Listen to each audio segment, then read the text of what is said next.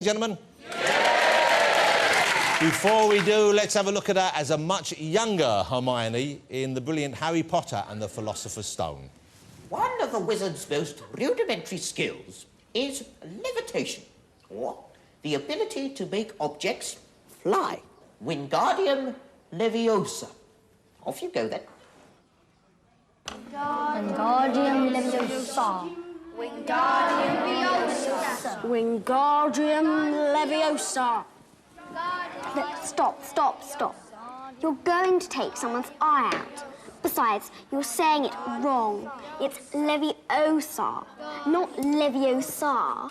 You do it then if you're so clever. Go on. Wingardium Leviosa. Wingardium Leviosa.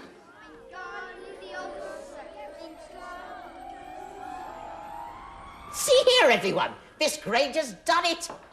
Splendid. Wingardium Leviosa. Well done, dear. I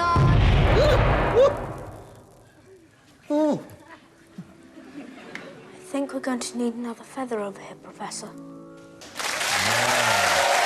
How young they all are there. Will you please welcome Emma Watson, ladies and gentlemen.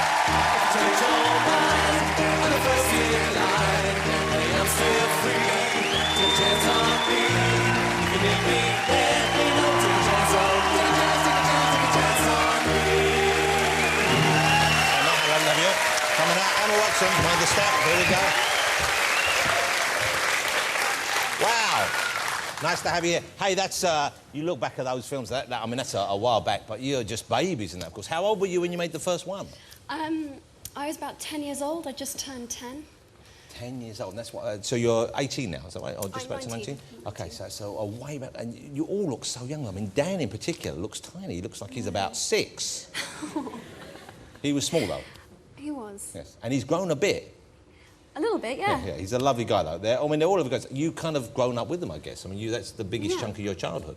Definitely. They're like, they really are like my siblings, really. Spent so much time with them. You were, before you got the role, you'd read the books. You were a fan already of the books, I believe, weren't you? Those that had been out by that stage. How many times did you audition to get the part? They found Dan very late in the process. He never actually kind of, he didn't kind of go in for auditions. He was kind of a friend and whatever. Anyway, so kind of they were trying to find the right Harry to go with. I think they had Rupert and I in place earlier on. So they found you already? They found us, and we kept auditioning with lots of different potential Harrys. So I did 8 auditions, maybe 8. Wow, something like 8 that. with different. But you knew you had the part already when you were doing those auditions. No. That must have been just quite an awful ordeal then, in some way. It was like my life for like 3 or 4 months. I was just wanted it so badly. And were they seeing other potential Hermiones, or were you the only one? Actually, they were. I remember being devastated coming into the studio and seeing another little girl who had actually been in films before.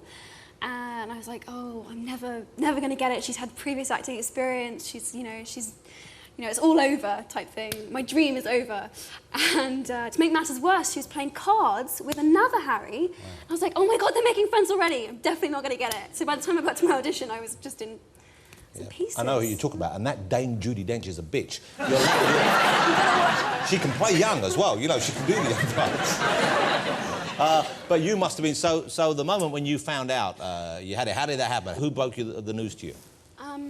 We came into the studio for another audition, and David Heyman, who's the producer, sat us down in his office and said, you are the preferred candidate. I remember him saying that for the role. You're the preferred candidate? Yes. So he didn't actually say you had it yet then? Well, no, that was it. 5 minutes later, there was a picture of us online and it was all going crazy. That's weird, that kind of strange use of words, that you are the preferred candidate. Yeah. He was still hedging his bets up to the last minute. Well, I guess. Maybe he didn't really want me. So when you heard preferred candidate, did you think, great, I've got it, or did you think, what does that mean? Probably. My 9-year-old self was like, yeah, good, got it. Have I got it? Have I not? No. And presumably you're now beginning to think about when it's over. There's going to be a bit of a wrench, I would have thought. It's going to be kind of strange, isn't it?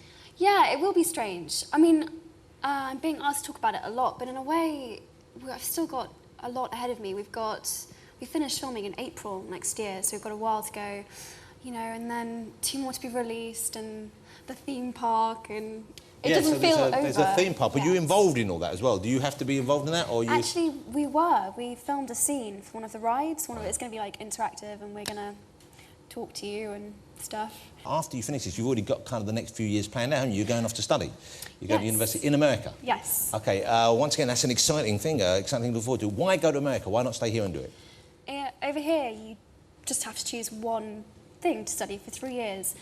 And I missed so much school, and it really appealed to me that in the States you can study this kind of really broad curriculum. You can take sort of up to 4 courses a term, and it's very like open, and they really encourage you to do different stuff. And I'm really into art as well, so it was great. Just better choices available. Just more choice. Here's the thing which is incredible, I think, is you've made these movies, you've been working on them, but also you've done so well with all your grades. This sounds kind of, I don't know, but you've got A's in all your GCSEs, is that right? And in your A-levels as well? Yeah. Wow, congratulations. That must be really hard to be studying when you're filming. Yeah, it was tough. It was really tough. I felt very torn a lot, but it was so worth it. You know, I'm so excited about going to university, and you know, I want to have my cake and eat it. I want the best of both worlds. I want to do everything. Yeah. But it's interesting you say that, because there must have been some things that you did miss out of. You know, the kind of normal things that kids go. What kind of things did you want to do more of, or did you sort of see your contemporaries do that you couldn't join in with? Just, you know, if you're working really long hours, you know, maybe you can't make, I don't know, someone's birthday party or a sleepover or something that you know, but just I never felt like I was missing out because I was gaining so much. Yeah, you so know, what you got in return, the balance was totally. in your And you favour. know, and there were gaps in between filming, and I would always go back to school, so I'd get to see my friends then, and like my life felt like both parts were kind of a holiday, because I'd get a break from school and get to go and do something really exciting and fun, and I get to come back again and see all my friends again. So, I mean, I was always working, but it was exciting and fun. How do boys deal with you when they see you out and about now? And if, you know, if you're in a club or in a party or something, you know, guys are going to want to talk to you, I guess. But they know who you are, or they think they know who you are. They know who Hermione is. Do they use that as a kind of way of trying to start a conversation with you?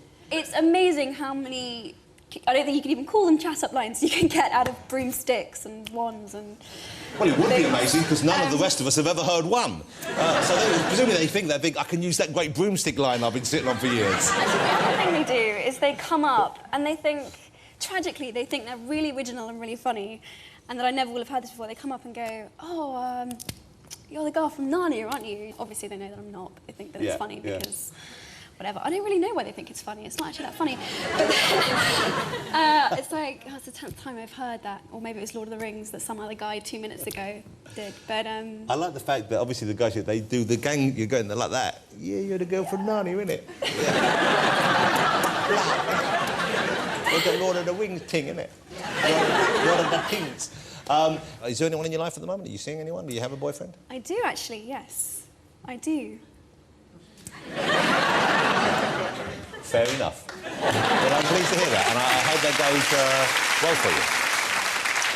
OK, let's talk about the new movie then, because the new movie is out on the 15th of July over here, I believe. It's Harry Potter and the Half-Blood Prince, and it's got pretty much the same cast that we've grown to know and we've grown to love. You've seen the finished film? You've seen the finished piece of work now? OK. Yes. When do you guys get to see it? You going to see it together, or you have a kind of special screening? I think Dan was in New York. He was doing Equus, so he couldn't see it at the same time. I think we saw it separately this time, but sometimes we do. We all group together and... Did you see him in Equus? I went to see him on stage, and of course there was a big interest in the fact that he was going to be naked on stage. I did. It must have been strange for you guys who've worked with him for so long, to go and then see little Dan from Harry Potter standing there. Yeah, well, I never said anything of him that way, but it was quite something. Yeah.